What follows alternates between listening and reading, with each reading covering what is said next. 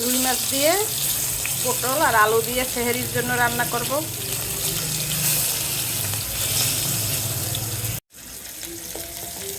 আলু পটলটা একটু ভেজে নিতেছি। পটল এরকম ভাজা নিলে তরকারিটা খেতে মজা হয়।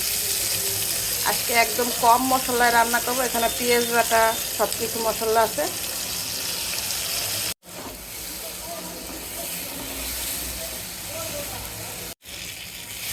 এটা ভাজা হয়ে গেছে মশলাটা, এখন একটু পানি দিয়ে কষাবো। আমার কষানো হয়ে গেছে, এখন একটু পানি দিয়ে দিব।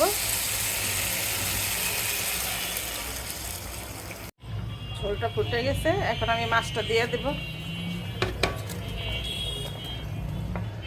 আমার রান্নাটা শেষ, এখন একটু জিরার গুঁড়া দিয়ে নামিয়ে দিব।